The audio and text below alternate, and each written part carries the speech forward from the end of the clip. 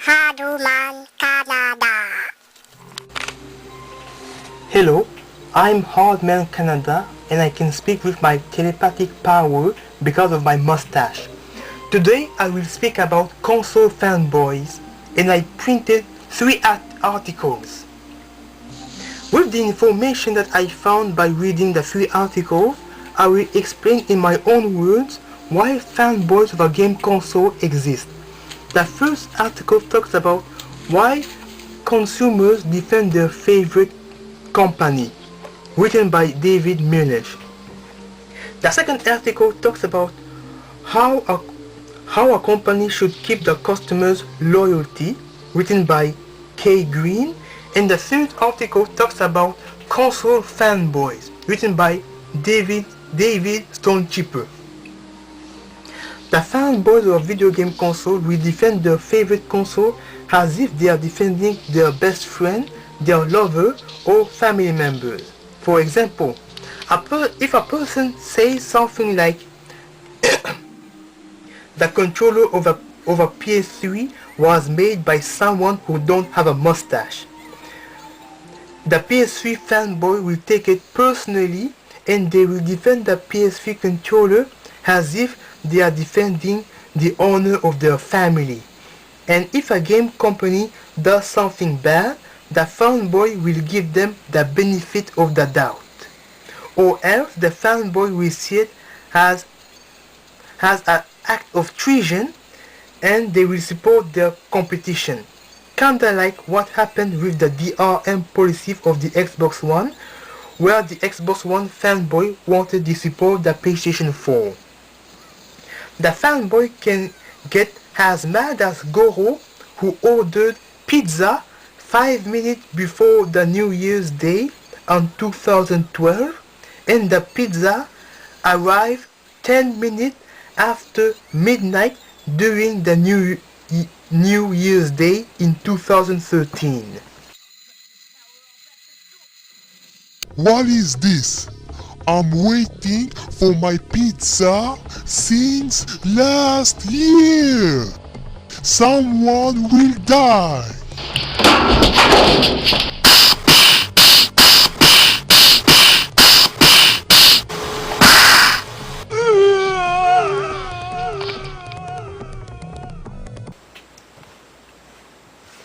According to a series of experiments made by a group of professors of psychology in the University of Northwestern, the self-esteem of fanboys depends on the success of their favorite company. For example, if Starbucks is less popular than Tim Hortons, the fan of Starbucks will be sad. If McDonald's is more popular than Burger King, the fan of McDonald's will be happy. This also applies to video game console. I remember it was in the year 2000. I went to Montreal to visit my cousin. We went outside to play and my little cousin, who was a fan of the Nintendo 64, was arguing with another kid about the PlayStation 1 and the Nintendo 64. My little cousin cried because the kid gave good argument why the Nintendo 64 is a failure compared to the PlayStation 1. This case is an extreme case, but it proves the study of the psychologist of the Northwestern University. By the way, I'm playing Atelier Milulu, and I'm fighting against one of the final boss in the game. He is very, very strong. I'm Dokolokolo, hardmancanada's guardian angel. I'm mad at you today. You watch Freezing, a show for a pervert.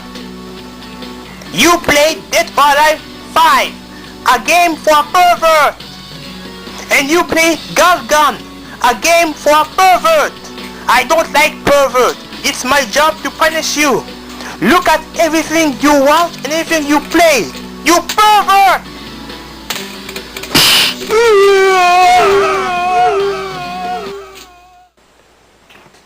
One of the reasons fanboy exists is because of the emotional attachment of a company.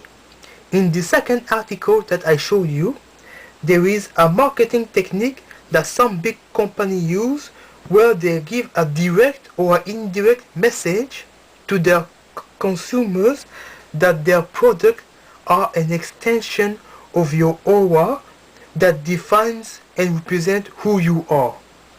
With this type of emotional connection, it raises the chance of a customer being loyal to your company.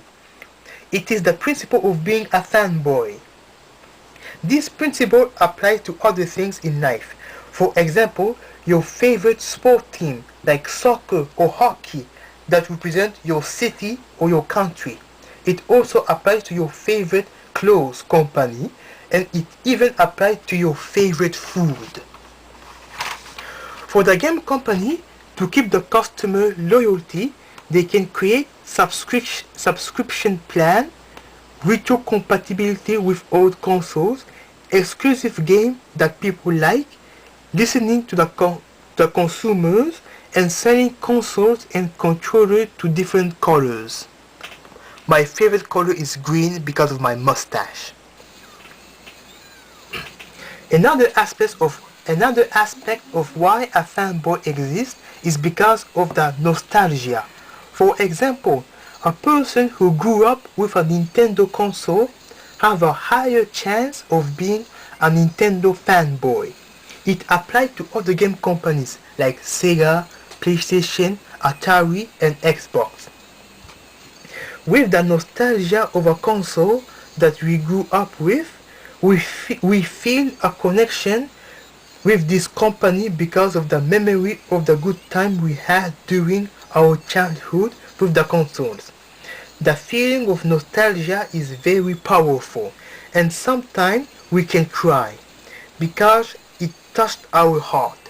For example, when I play Project X Zone, a game made by Sega, Capcom, and Namco with over 1 million characters for many games, I often have a nostalgia feeling. For example, in this level, it's based on a game that was on the Sega Genesis that I didn't play for a long time. The name of the game is Gain Ground for the Sega Genesis. It's nostalgic because I didn't play the game for a long time. I began to cry.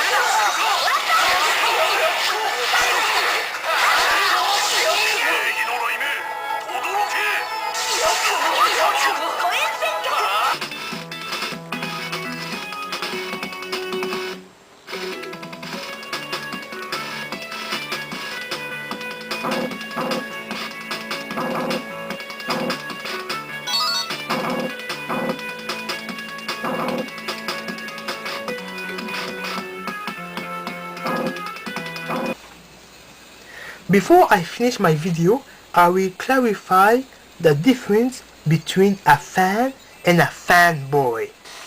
A fan is someone who prefers a console but also plays other consoles. But a fanboy loves their console in an extreme manner and hates their competition, and they defend their console as if it's their family member. That's the difference between a fan and a fanboy.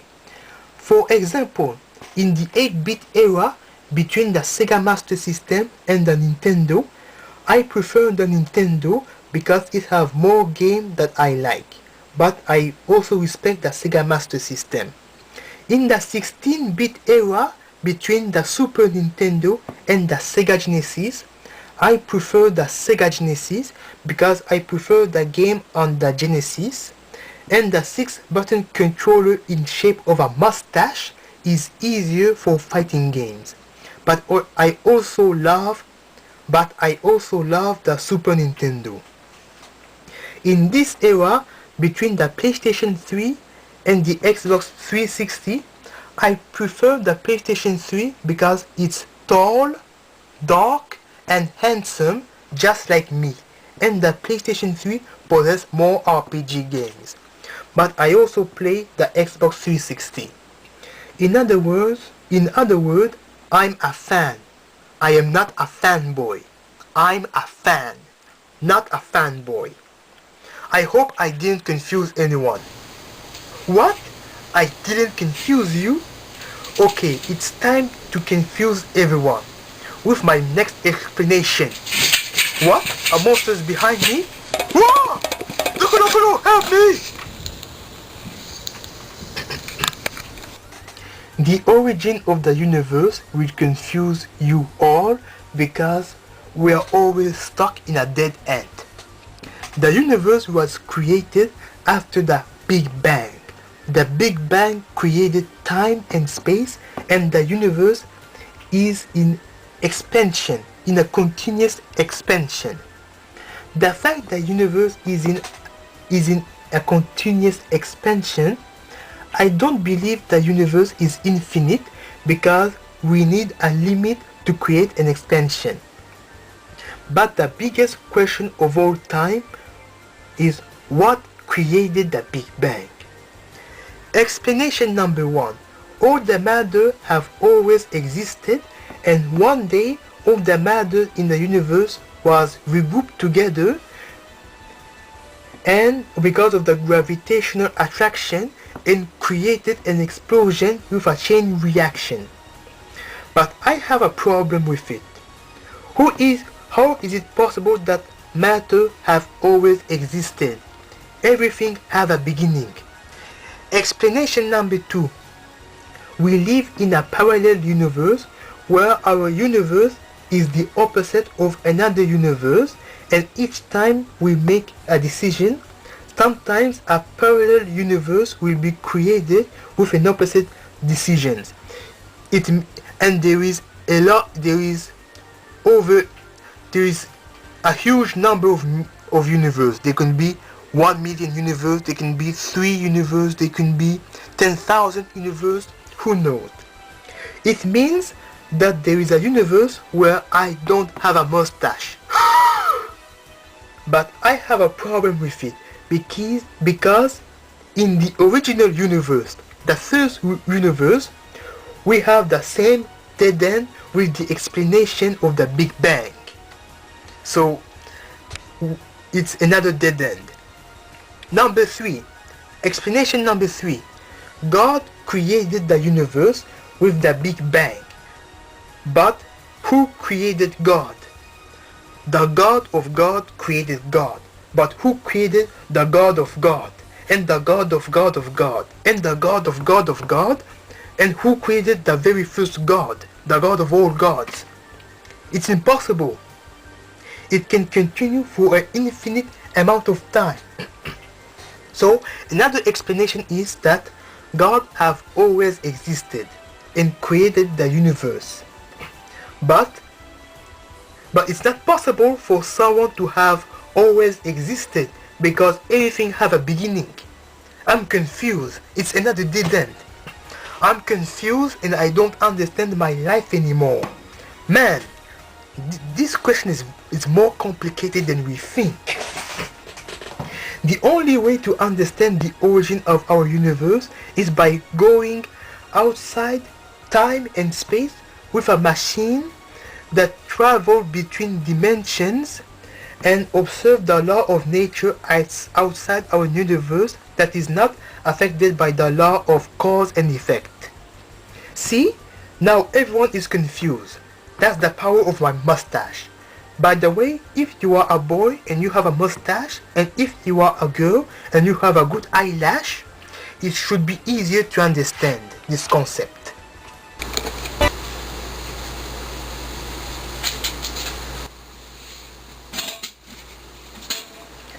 The Fruit Loops cereal tastes good.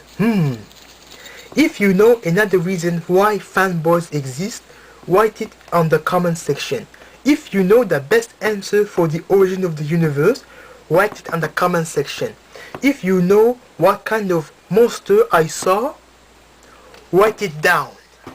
Bye everyone.